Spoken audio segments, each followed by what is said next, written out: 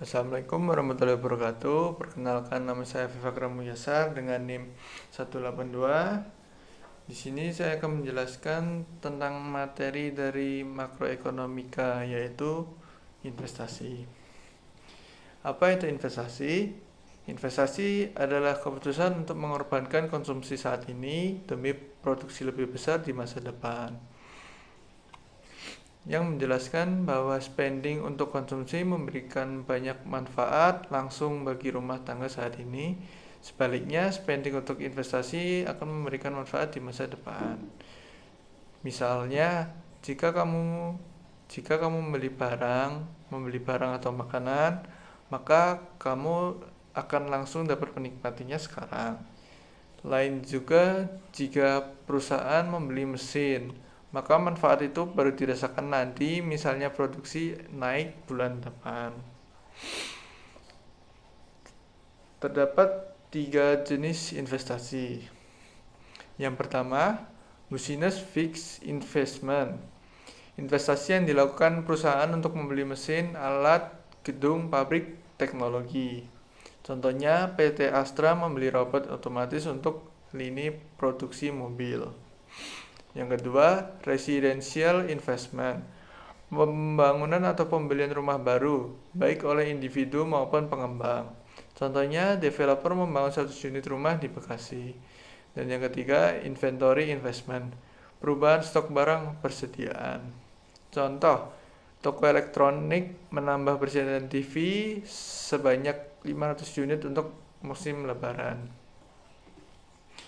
Model neoklasik investasi. Pada bagian ini intinya menjelaskan kalau perusahaan akan berinvestasi jika manfaat MPK lebih besar dari biaya modal. Selanjutnya, 2 jenis perusahaan, produksi dan persewaan modal. Yang pertama, production firms. Artinya tidak memiliki banyak modal, hanya menyewa modal untuk memproduksi barang. Dan yang kedua, rental firms. Memiliki modal dan menyewakan ke production firms. Mengapa dibedakan? Karena agar keputusan investasi terlihat jelas, rental firms membeli modal dari production firms menyewa modal. Model ini memisahkan penggunaan modal dan pemilik modal supaya kita bisa menghitung keuntungan investasi dengan lebih bersih. Pasar sewa modal dan MPK. Production firms menyewa modal sampai MPK sama dengan R atau P, yaitu MPK adalah manfaat dari modal, R atau P yaitu biaya modal sewa secara real. Jika MPK lebih besar dari biaya sewa, perusahaan akan menambah modal. Jika MPK lebih rendah, mereka akan mengurangi pemakaian modal. Contoh intuitifnya yaitu perusahaan pakaian menyewa mesin jahit tambahan. Jika mesin menghasilkan tambahan keuntungan 200.000 per hari, tapi biaya sewanya 150.000 per hari, maka akan menyewa lagi. Saat tambahan keuntungan turun di bawah 150%, maka akan menyetop tambahan mesin. Faktor yang mempengaruhi rental price yang menjelaskan MPK dipengaruhi dari jumlah modal, jumlah tenaga kerja, dan teknologi. Jika tenaga kerja banyak, misalnya imigrasi besar, MPK modal naik. Jika teknologi meningkat, MPK modal juga naik. Intinya, modal makin produktif jika biaya sewa modal R atau P naik. Keputusan investasi rental firms. Fokus berpindah ke rental firms, yaitu pemilik modal. Rental firms akan membeli modal baru jika pendapatan dari menyewakan modal lebih besar dari biaya modal.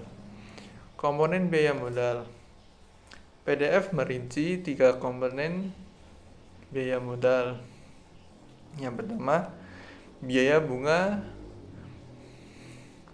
Jika perusahaan membeli modal dengan uang sendiri, ada opportunity cost-nya. Jika membeli dengan pinjaman, bunga adalah biaya nyata. Dan yang kedua, depresiasi. modal rusak atau aus setiap tahun, laptop, mesin, dan kendaraan mengalami penurunan nilai. Dan yang ketiga, capital gain atau loss. Jika harga modal naik, capital gain, biaya modal efektif turun. Jika harga turun, capital loss, biaya efektif naik.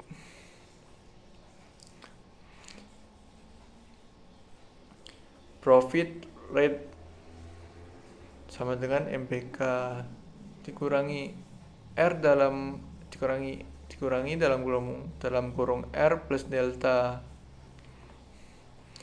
Ini inti pengambilan keputusannya. Jika profit rate positif, investasi menguntungkan.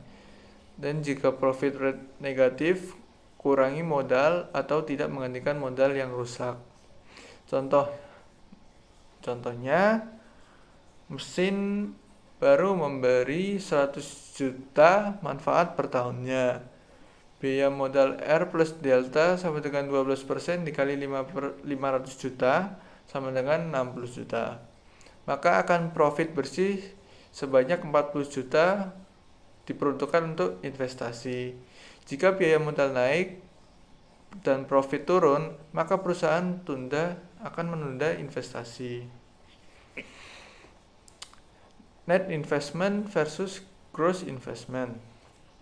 Net investment sendiri ialah penambahan modal bersih, sedangkan gross investment ialah mengganti modal rusak dan net investment. Contohnya, mesin rusak sebanyak 10 unit dan sehingga membeli mesin baru sebanyak 15 menit.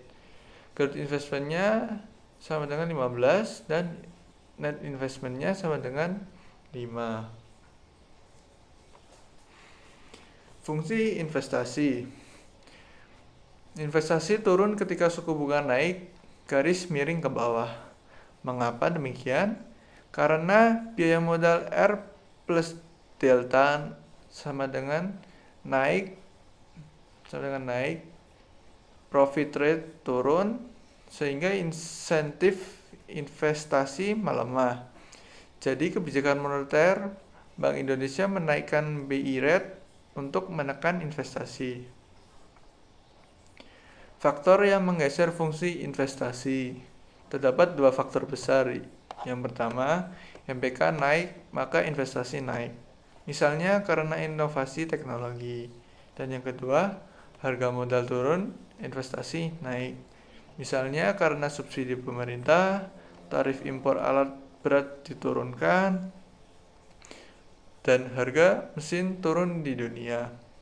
Fungsi investasi akan bergeser ke kanan. Pajak dan investasi. Yang pertama, corporate income tax. Jika pajak laba tinggi, profit dari modal menurun, maka investasi akan menurun. Masalahnya, pajak menghitung penyusutan modal berdasarkan harga historis dan bukan harga saat ini. Jika harga modal naik terus, perusahaan bisa tampak untung padahal tidak. Pajak ini dapat menghambat investasi. Dan yang kedua, investment tax credit. Pemerintah memberi potongan pajak untuk setiap rupiah investasi. Efeknya seperti menurunkan harga modal, maka investasi akan naik. Tobin's Q. Konsep pentingnya Q adalah nilai pasar modal atau biaya pengganti modal. Jika Q lebih besar daripada 1, modal bernilai lebih besar di pasar daripada biaya menggantinya, maka perusahaan cenderung investasi. Sedangkan jika Q lebih kecil daripada 1, modal dihargai rendah, maka perusahaan enggan untuk berinvestasi. Contohnya, jika pasar percaya perusahaan akan sangat untung di masa depan, saham naik sehingga Q naik, maka perusahaan berinvestasi lebih banyak untuk memenuhi optimisme pasar. Dan hubungan pasar saham dan GDP. Terdapat 3 alasan utama. Yang pertama, jika harga saham turun, maka Q turun dan investasi ikut menurun. Dampaknya besar ke GDP karena investasi komponen yang paling fluktuatif. Dan yang kedua, harga saham turun mengakibatkan kekayaan rumah tangga menurun, akan konsumsi juga ikut menurun. Jika rumah tangga lebih hemat, maka GDP turun. Dan yang ketiga, harga saham turun mungkin sinyal ekonomi jangka panjang memburuk. Misalnya teknologi stagnan, maka pertumbuhan jangka panjang akan melemah. Financing constraints. Ini penjelasan sangat realistis. Banyak teori asumsi perusahaan bebas meminjam uang kapanpun, tetapi kenyataannya perusahaan kecil sulit dapat untuk kredit. Saat krisis, bank menahan pinjaman, laba perusahaan turun, risiko akan naik. Akibatnya investasi turun bukan karena MPK rendah, tetapi karena keterbatasan dana. Ini mampu menjelaskan mengapa investasi sangat turun tajam pada resesi. Karena perusahaan tidak mempunyai akses dana dan bukan karena proyeknya tidak menguntungkan.